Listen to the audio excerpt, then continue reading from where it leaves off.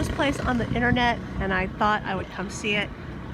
It seems on the internet to be much bigger than it's appearing right here, where it's stuck kind of right next to this wine and grill restaurant in Santa Elena.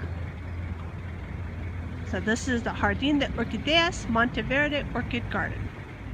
I was going to ask, do you guys know much about orchids, or? I know a lot. Yes? Yes. And do you know just a little? No problem. We were just mentioning how we have a lot of our orchids, which are mostly species that grow in the trees, epiphytes. They take nutrients from air, light, rain, not from the trees, so yep. And how most of the natural orchids, 80% of them are small species like these ones, say smaller than the commercial ones. So which species is this that's in bloom? This one is a group called Pleurothallis. Okay. You So know it's- which Pleurothallis I it is? don't know specifically which. Yeah, I can find for you later on as well. Thank you. This is another example. Now, when we mentioned that in nature most orchids are small, 80%, the other 20%, the big ones, could still be 7,000 species, so quite a lot anyway. But all these species are also not too commercial. We were mentioning again, many of the commercial orchids are instead hybrid orchids, crosses of species. In nature, the bigger orchids have their specific seasons, sometimes so specific that they might bloom once a year for 5 days or something like that. Some other species like this one, called Sobralias can bloom for 3 months as a period of blooming season, but each flower it creates will be open for 1 day, so 24 hours. It's a 1-day orchid. Tomorrow this flower doesn't exist, basically. There might be another one in 2 days or 3 days, or maybe not. Yes. We were mentioning also how you can recognize the orchids in nature because they always have the 3 sepals in the back and 3 petals in the front. The sepals are for protection, the petals are what attract the insects that pollinate the orchids. One of the 3 petals always is modified or different. So this structure is the same in all orchids of nature, even the tiny ones, the bigger ones, always the same. Yeah. For some of them it can be harder to still see the parts, but most of them you will still be able to notice. Yes. Again, this one, the 1-day orchids, they are both terrestrial and epiphyte. These are species that where the seed lands, if the condition is perfect, they can grow. Except for these ones need the seed to land on the tree specifically, hopefully even with a species of fungus that helps them grow and germinate. Some orchids that grow in trees need a fungus to help them absorb these nutrients, and it could be different species of fungus per different orchids. So very specific. So is that Sobralia decora? I'm not too sure. I think it's Brassia. Oh, Wurza. Yeah, it has variations of color too, so we have many of these one with purple, white, variations of those. See, that's what he said. So all the little one hanging is different color. Yes. Say, for example, we have another here, also with the flower.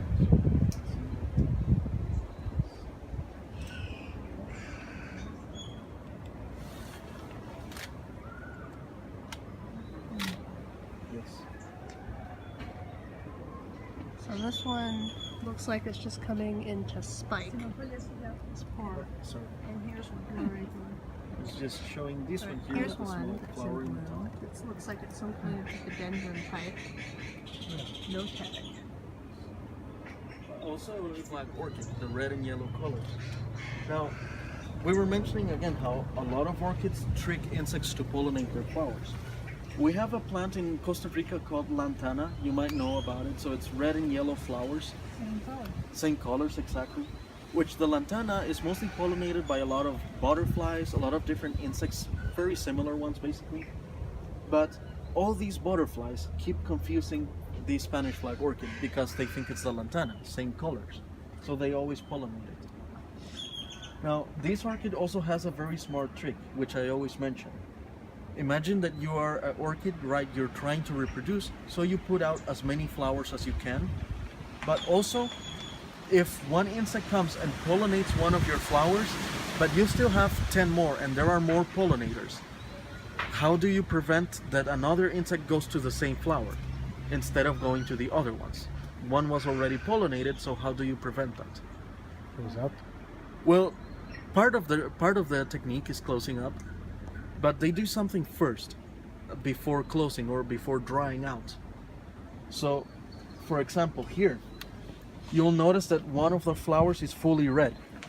It changes colors totally, so it makes it look less attractive. Then these ones by default become more attractive because of the yellow, so the pollinators instead come to these ones. As soon as it's pollinated, the color starts changing into red for each flower. Yep. So it's an interesting trick, basically to get most of their flowers to be pollinated. The more pollinators they have, the more their flowers can continue. For some orchids, even if there are hundreds of pollinators, sometimes the same ones keep coming to the same flower.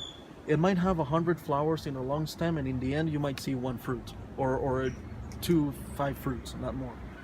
But yeah, so it depends on each species. Now, one that I like to show, so we have many miniature orchids in bonsai trees. Basically, species we replanted. This could be fun. So why not having the smallest orchids in the smallest trees?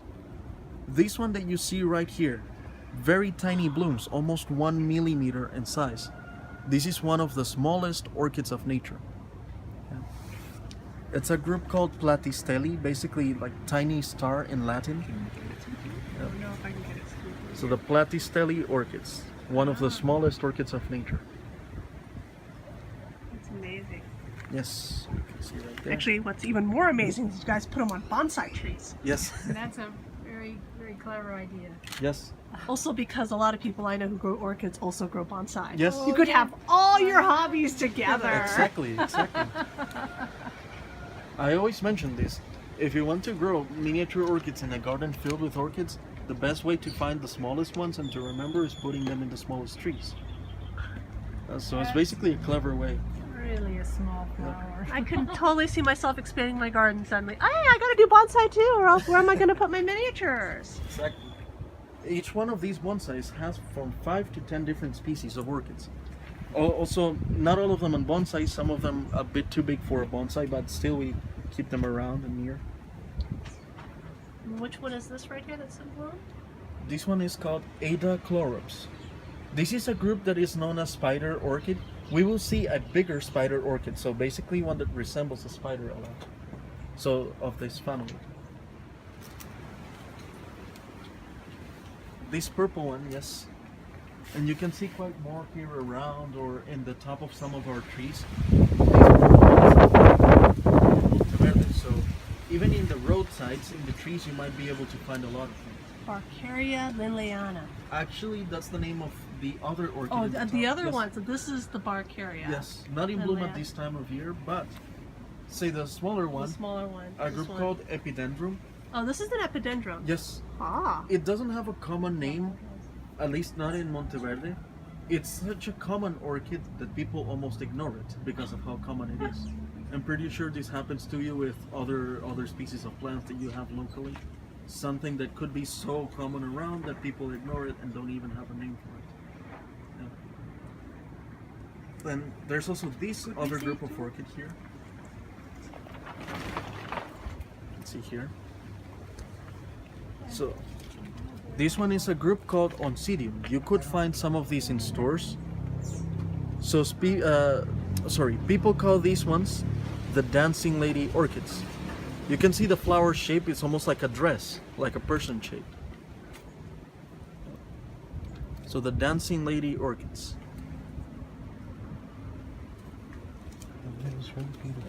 In Costa Rica, some people call them the golden rain orchids. They hang down with many yellow flowers. Some people also call them the fried egg with bacon because of the color. Yep. Yeah. But no, there is a lot of common names. This, not an orchid, but it's also a very interesting passion flower or passion fruit. The red ones around. Here's more epidendrums. Focus on a lot of these are in bloom right here. Just in like Exactly. plastic. Yes. So I can show you this example. It looks like it doesn't have many leaves. In fact, it always has up to 5 leaves the most, at least per plant or per baby plant. And that's the most interesting part. From that, it just gathers a lot of energy. It continues blooming every year. Almost every year, it also grows baby plants right from the middle of it and continues blooming from them. And you can literally hang this orchid from a string and keep it like that. If I were to do that, it still survives and continues. Mostly, it just keeps getting all these nutrients from the air. That's again why we have these ones in plastic. So just an easy way of putting it there and you have an orchid in bloom. Yeah, I think I use this for weed suppression. Yes, exactly. Notice also this one planted on ceramic. A similar example. If the orchid has the right humidity and nutrients in its air, it doesn't matter where it grows. It could be a rock, it could be plastic, maybe even glass. I haven't ever tried planting an orchid in glass, but I have tried with ceramic and plastic and they work. But yeah, it's basically just ways that they need for attaching the roots. But again, if the nutrients are perfect, they continue. So, in terms of your environment here, is it rain, fog? Do you water? What do you do with this? Yep. Well, it's a little bit of all of these you mentioned. In Monteverde, in the rainy season, there is a lot of rain or fog in that sense, so a lot of humidity around all the time. During the drier seasons, there is not much humidity. Say it's still humid, but not as much.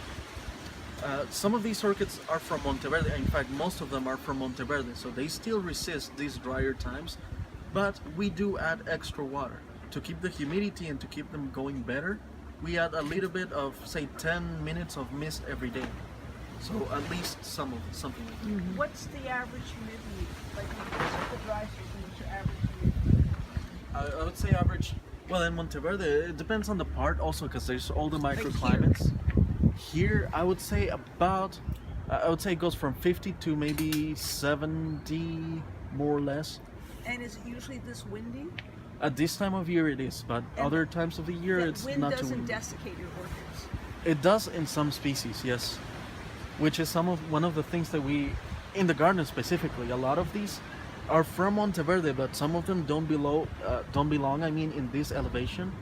So at this elevation right here, some of them do get a bit more wind than in the forest up there. So we do have to take care for some of them a bit extra. For some of them, we even also have to watch out for predators, the insects. It's not that they are from Monteverde, so we could just leave them be. We still have to take care of them. Yep. Well, in Costa Rica, we don't have dendrobiums in nature. Okay. What you see similar are usually a group called Maxillaria. Oh, nice. Yep. So, in fact, you can see with one of these flowers. So Maxillarias, if you use the lip, the modified petal, you can push it down and it goes up again like a mouth. So, because it looks like a mouth or acts like a mouth, maxillaria, like the maxillar bone, the jaw. Exactly. This is in fact another neat trick I say that the orchids have. For insects, the pollen is very annoying, but if you can create something even more annoying, the insects will forget about the pollen. Basically, when they go inside, they try to keep pushing the lip up and down all the time to enter. Basically, they keep trying to push it down so much that they don't know the amount of pollen that they are taking.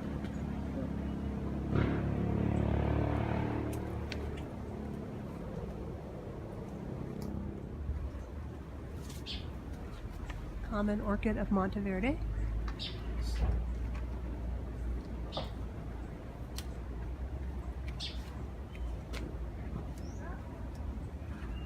Try this one. There is a little bit of perfume in the flower. It's not too strong, but it's a little sweet. So is this a collagenea? Yes. Which is a group originally from Asia. So it's just some that we have here mostly as gifts from other orchid growing people. Again, most of our orchids in the garden are from Monteverde's nature. In total, we have almost 450 species in the garden. Out of all of them, maybe 50 are actually foreign orchids. The other 400 mostly native ones. In Monteverde, just here, we already have 600 species in nature, almost, basically. Notice this one and the green one here, which is slightly bigger. So these are species that we know as the spider orchids. We were mentioning before as well. The green one. This yellow one also has perfume if you want to try. It's a little bit sweet.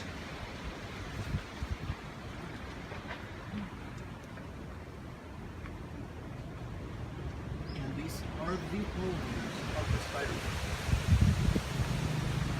It's a type of wasp. Great big. Yes.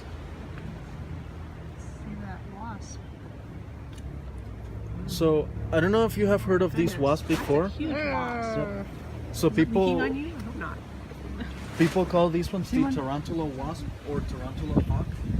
So this is a type of wasp that parasites tarantulas. So it flies around, it searches for tarantulas via their pheromones. When it finds one, it stings them, it paralyzes them. Then it lays an egg inside. So this wasp basically uses the tarantula like a living incubator for about 15 days. So the baby wasp grows inside, it's still alive, but then after the 15 days, the baby wasp bursts out and starts eating the tarantula. It's like aliens. Like Alien, like that, like the movie, exactly. So it Eats bursts the out. tarantula. Eats the tarantula. It's So aliens. yeah, Oh. that's why they are known as the tarantula hawk. And also, wasp flies around searching for the tarantula pheromones. The perfumes of some of these actually make them think it's a tarantula. So once they fly near and they see the shape, they try to sting. Of course, stinging to paralyze a flower does nothing. But they will take the pollen as well. When they realize it's just a flower, they leave. But maybe 2 days later, even 2 weeks later, they could confuse another one and pollinate it. The pollen is also very sticky, so it could stay there even up to a month if the insects hide from the rain. Even after the baby is. Oh wow. Yes. So yeah, this is again the main pollinator in the spider orchids. Cool. Nature's hard. Nature is hard. Yes. Exactly. Gireoudia, Gireoudia. Gireoudia. Gireoudia.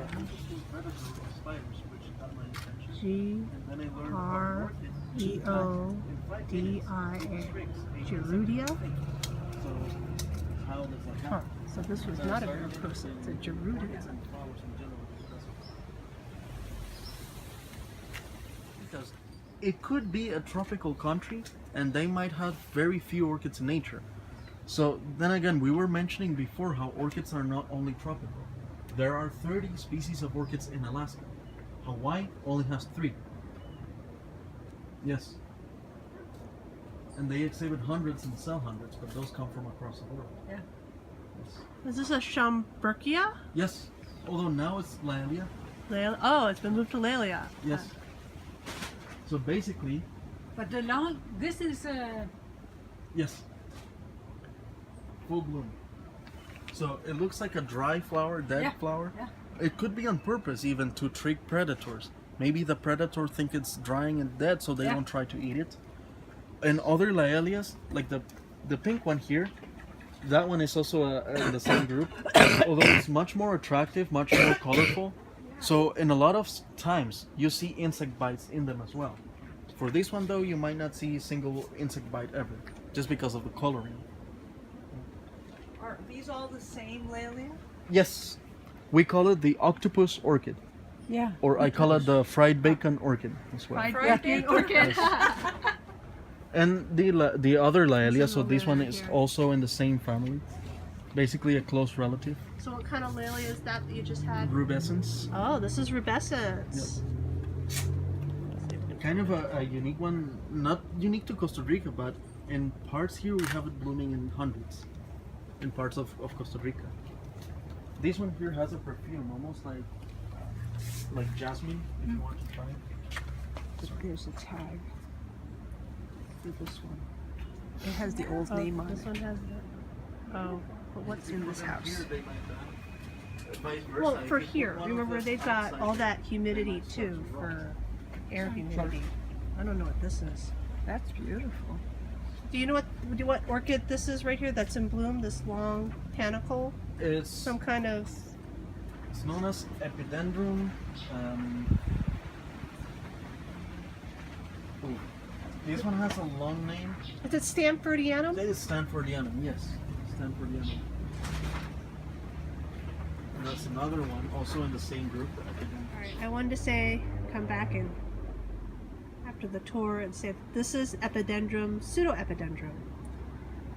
And I heard that these get very, very tall. This one's not so tall though, because here's my hand, so here's the pot. It's not that tall. So these are Maxillaria. This is the Maxillaria. I don't know what kind. Here. Sanguinea. Because it's red. I don't know. Tenuiform. We don't call it sanguinea. It basically takes so much energy. It could take 2 years to remove, or it might continue. So they have their air roots as well. And as well, they should have draining systems, which sometimes people don't give them. If you water it very often, overwatering is sometimes a problem, which it stores humidity and it rots, it drowns because of that.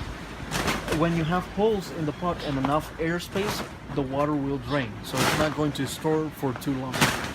So in your environment, how often do you water your Phalaenopsis? At least these ones here in the greenhouse, again, once a week, similar to some of these other ones. We have some extra humidity because of the Monteverde environment, so pretty much they resist very well. They can grow really well like that. Although other Phalaenopsis, you could put them outside of the greenhouse and they might dry out. It's not sometimes because of the humidity, it could be the sunlight specifically, or how it hits it as well. These ones get a lot of light here in the greenhouse, but it's also filtered or indirect, basically. Yeah. So it's something they really like, actually. A lot of light, not direct though, but kind of filtered or sheltered, something like that. How much trading do you do with other places? Sorry? How much trading do you do with other places? Not too much though. It does depend on the person if they are specifically interested in that. So, yeah. Mostly in other gardens of around Costa Rica, other botanical gardens, sometimes there is exchange. But when it's like we have, a lot of these are wild orchids. Places that grow plants, at least here in Costa Rica, have to have the permits for growing these wild orchids. Already the permits for collecting as well in nature, which the owner did get some of these permits. He even collected some from nature when he had the permit a long time ago. Now he can't. He doesn't have the active permit at this time right now. So for now, he basically doesn't collect any. The ones he collected also basically came from fallen trees and fallen branches. So he would prefer picking those to save them instead of picking the ones in the tree. Which, by the way, I always mention it's a problem. For the commercial orchids, even though most of them are hybrids, they come from a wild species eventually at one point, sometimes by people who collect them in nature illegally. So by just taking them from the tree, which could easily help for a lot of species disappear.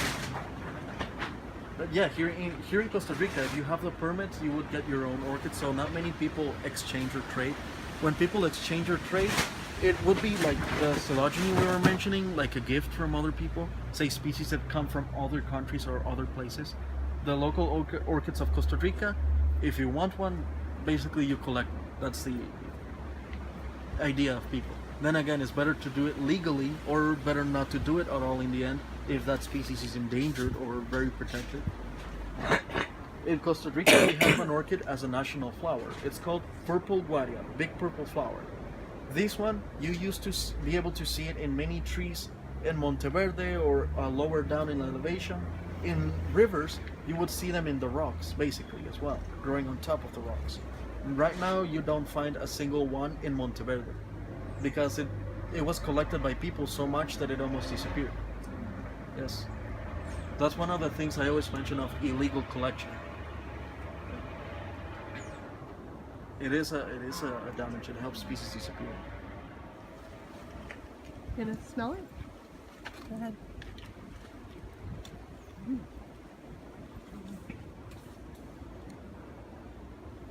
Supposedly smells like vanilla. Looks like another kind of Maxillaria.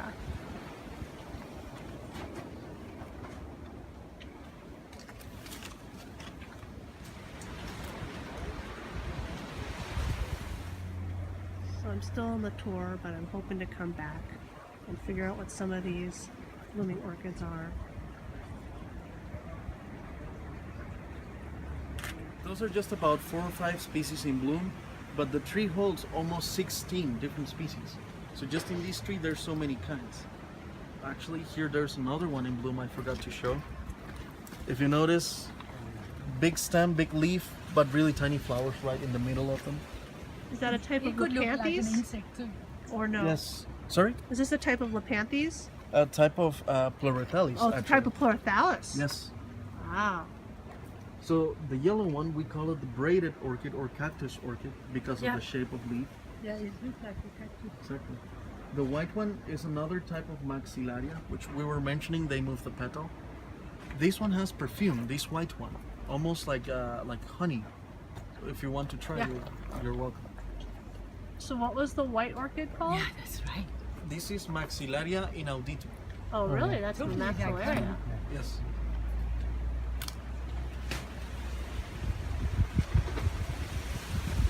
And here's a braided orchid now. Get a focus on those cute little yellow flowers in the braided orchid. Do you grow orchids? Oncidium orchids we were mentioning before. Specifically, this one grows stems of almost 1 to 2 meters filled with flowers. So in Costa Rica, this is the golden rain orchid, this species mostly. But then again, they get these different common names across the world. What Oncidium is this? It's called stenotis. Oncidium stenotis. And they vine. It's like a vine. Well, that's the flowering stem, extends again up to 2 meters, but the plant is Here's basically is just the base. So not a vine itself. Vanilla, as an example, is an orchid that is a vine. This is the totally, Oncidium. as an example. So the monocots, parallel veinings, orchids are in between them. Dicots don't have the parallel veining. So I always mention that. That way, if you think there's something that looks like an orchid and the leaf is wrong, you'll know already it's not. Question. Yes. Do you fertilize your orchids or you just let the leaf drop fertilize? Well, for most of our species, we just let them continue on their own. The Monteverde Just the thing- leaves folding exactly, the leaves, the rain even helps carry nutrients down to it. Exactly, from the top of the tree and things like that. We fertilize some of the ones inside in the greenhouse, specifically the Phalaenopsis, which are more commercial. Maybe some that are not originally from this environment, so we do have to watch out for those a bit more. Up the mountain, and when you bring them 10 meters lower down, they die. They don't like it. So for some species, we might have to use something extra.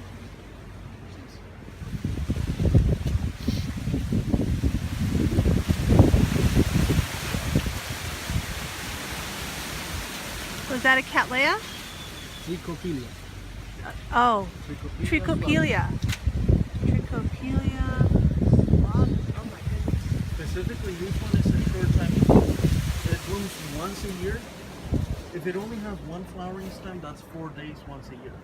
If it has 2 flowering stems like this one, 8 days once a year. But not more than that.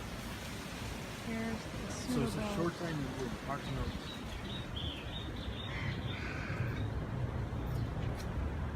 Can you say that again?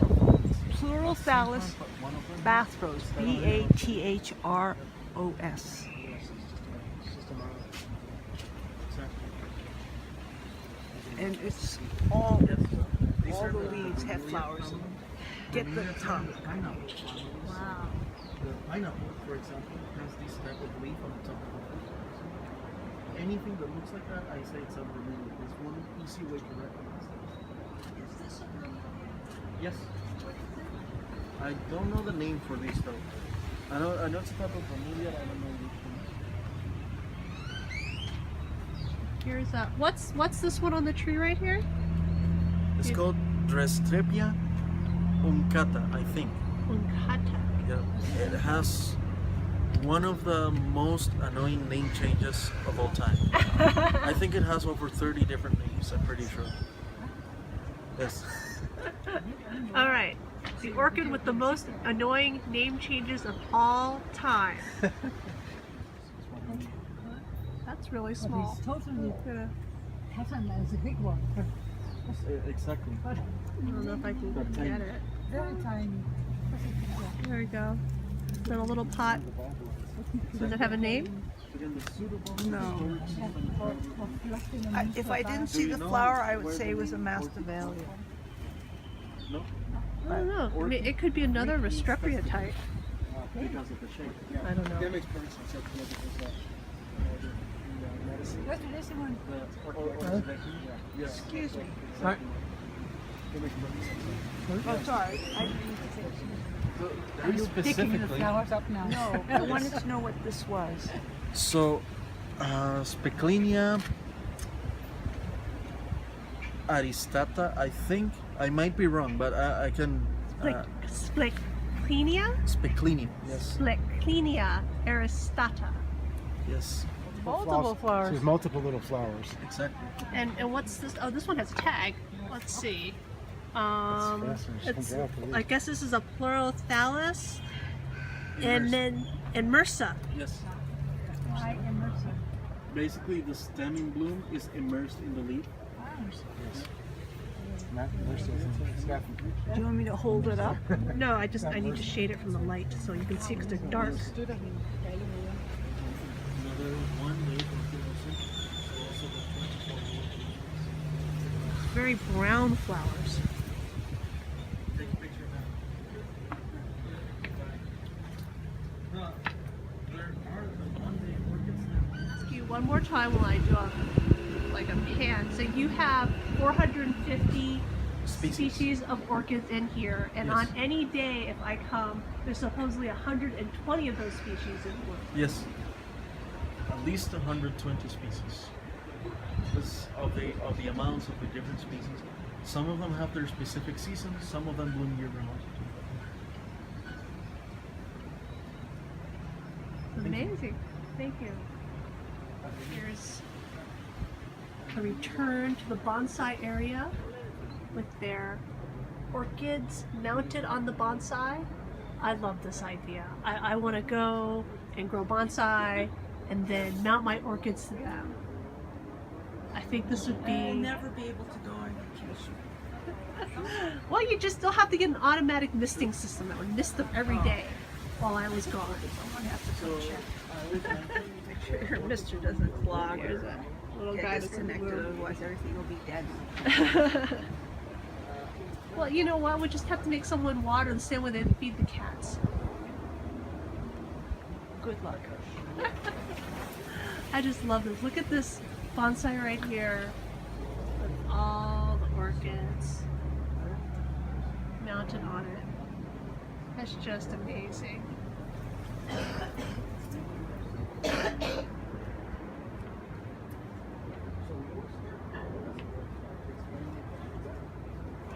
I'm going to go get a jacket. And we're just going to say hello to Martine, orchid cat. Hi, Martine. Martine's laying on the ground here in front of some of the orchids.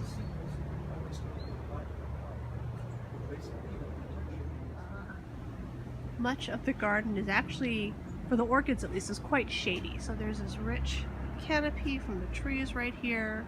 And, you know, looks like right now there's like almost 12 hours of sunlight. So, and we're in January, so they must have almost equal amounts of sunlight year round.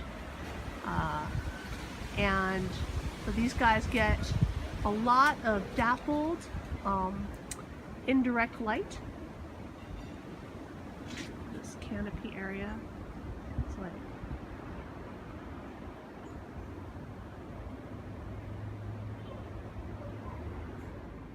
I saw a lot of this. Other parts of Costa Rica, they just have orchids planted in coconut husks. We've seen lots of coconut palm plantations around here, and the most that we've gotten someone to tell us is that a coconut's ripe when it falls to the ground. There's another Oncidium in bloom. Oh, I'm at the end of the flower stem here, so this one actually traces back all the way to this tree over here. Okay, I don't know what this is. The flowers are not open, but it looks like some kind of orchid.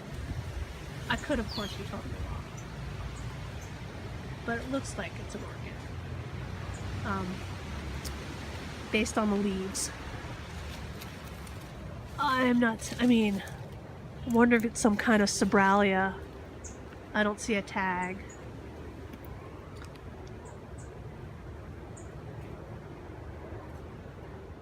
So this, oh my god, the flowers are so small. Let me see if I can get my magnifying glass out. So this is a Here, I'll hold huge them. plant right here. And then I'm gonna, here's my magnifying glass. Can you put that in front of the orchid? Let me see if I can get a close-up of the flowers. So, I don't know what kind of orchid this is. We'll have to try to find a tag, but that's hundreds and hundreds of flowers there. And, oh, here, this looks like it's a tag. Arpophyllum Giganteum. Well, this is gigantic. Look at this. This is, the number of flowers on each of these is just amazing. Alright, obviously I can't get that close to show them. We could only do it through the magnifying glass. Just look at how many there are. How many spikes is in there. Can you put the magnifying glass in front of that? Can we get a good, better?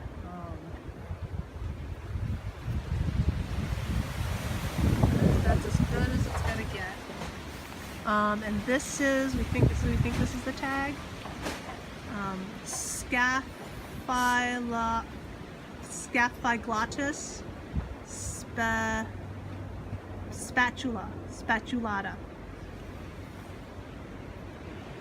Look at how small those flowers are. The light's right. Here's a Maxillaria of some kind, I think. That's that little lip thing you talked about. Let me see, does his lip go up? Yes, it does.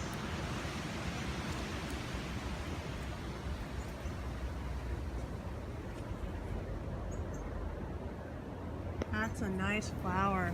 Look at how many flowers are on this right here. And do we have a, oh, we have a tag. Tag. Not a Maxillaria according to this. Red. Oh my goodness. Alright, let's throw sideways. Can we look at this? Red. Yeah,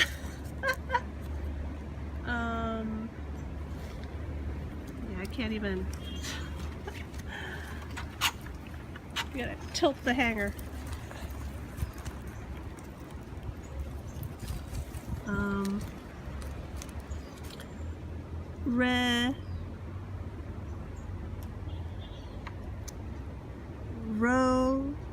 Rotinantha Scopictia. Scopictia.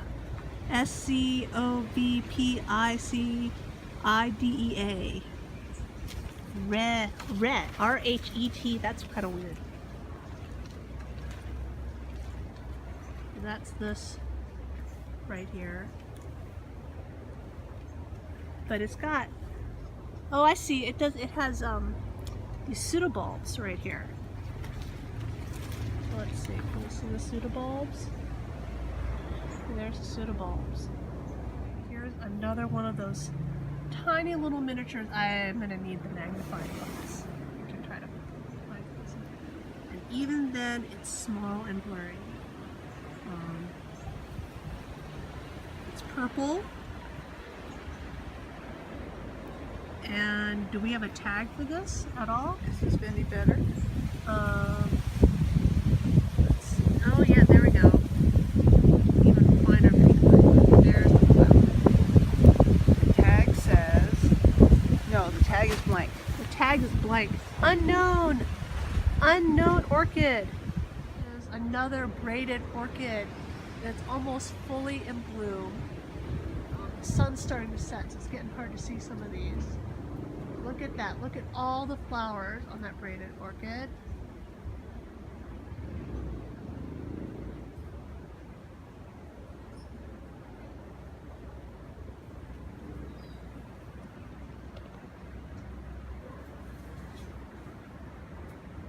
I know, I keep trying to get close-ups and failing.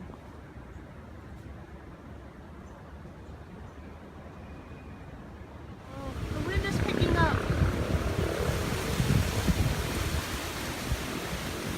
This is hard. It's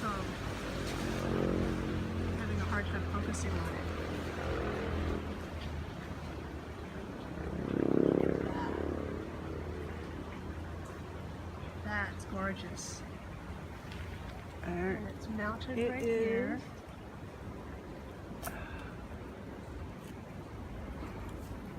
Some of the tags are very hard to read.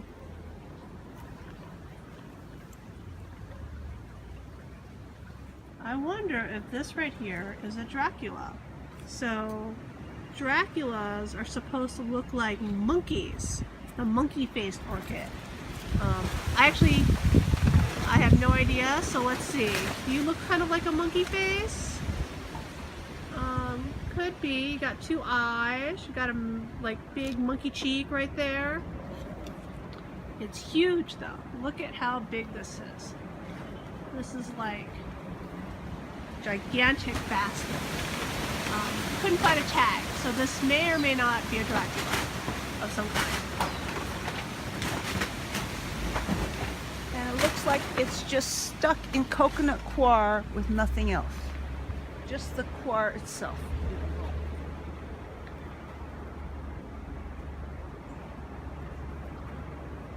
Here is an Oncidium, whoops, an Oncidium anciferum.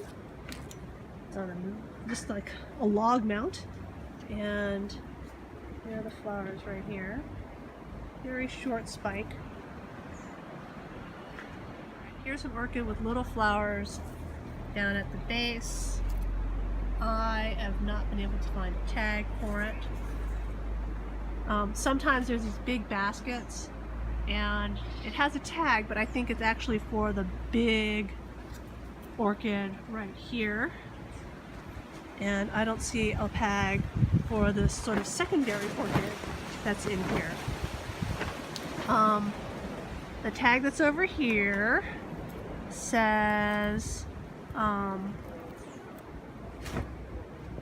dichromaticum. So I can't see what the species is. This is the same one. Well, this one says Oncidium ceboletta. Ceboletta. What's a different Oncidium? Oh, that's this one right here. So this is ceboletta. And then there's one right here. I don't know. That has no They're the tag. same. I mean, the leaf looks like a nodosa, but Maybe the these flower are the looks same. like Oncidium. They both have similar leaves, so it could be they're the same. But this is on a separate log over here. And here's a close-up shot of the flowers.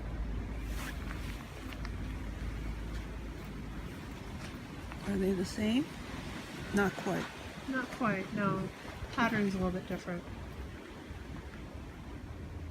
Okay, there is a little orchid right here, mounted on this tree. Everything blurs out because I try to focus on the flowers. And I apologize if I shot. Oh, that's a really pretty little flower right there. You know, alright, this is Maxillaria bractea. So the flowers are right here. And I'm going to turn them, hopes that we can get a good shot of the flowers. Alright, try to use the magnifying glass. Do a shot of the flowers. Of course the wind's picking up to make it harder. And I've lost my magnifying glass holder because it's cold. My sister has gone back to the car.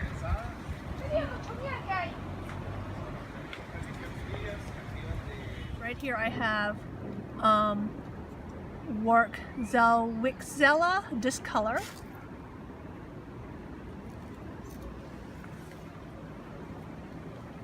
And look at that.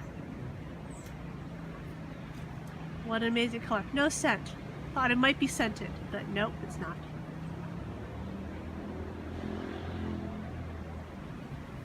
Alright, so I own an Epidendrum that I got from Nats. And this is the second nocturnum that I have seen in Costa Rica. And I have to say that my nocturnum does not look like the nocturnums here. Now, of course, I can't take the nocturnum home, but here at this orchid garden, they have this. It's the Forest Princess Orchid Kit.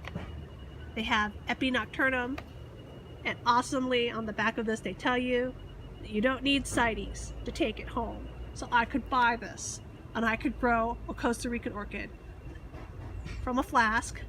Though obviously it's going to take like 10 years before it's living size. So many of these orchids then on the trees are different species, even though they look similar. You can see right here is a flower for this one. Try to see the flowers through the magnifying glass. There we go. Right? And then I'll come around here and there'll be a completely different orchid on the branch. It had a little, there we go, a little orange flower. Let's see if you can sort of see that. And you know, I'm seeing a lot of Pleurothallis, Restreppia, Maxillaria, and I have to say that I think these are the ones, you know, this is what grows in the cloud forest. If these are all the Monteverde local ones. Here's another orchid. I don't know if the flower's open yet. It looks like an orchid. And, you know, they're all collected from around here and placed on these trees. So, I'm getting close to closing time here, and it is really hard for me to find orchids that are in bloom because they're also small. They're tiny, right? So, like, here's this one right here, and here's my thumb right next to it to give you some idea. And the flowers, of course, totally out of focus right now. So I'm going to try to put it on the magnifying glass.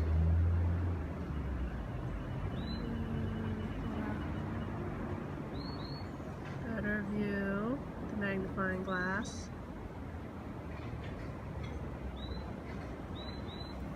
And I don't see a tag for it, so I can't ID it.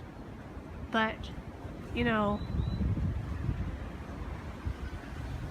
they've divided some of these, so if they have 450 species, you know, I would roughly estimate that there's got to be at least 1,000 orchids here. I think they have more than one of some things. And, you know, it's a tiny, tiny little garden. Just take a quick pan.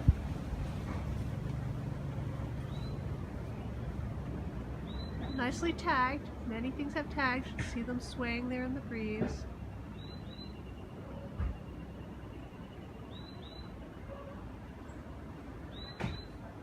And the entrance is right over there, so not far.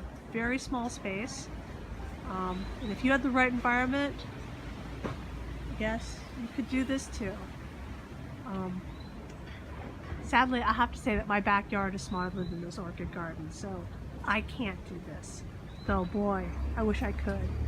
Maybe I'll just have to do it with the bonsai. So if you ever come to Monteverde in Costa Rica, you should come see the Orchid Botanical Garden.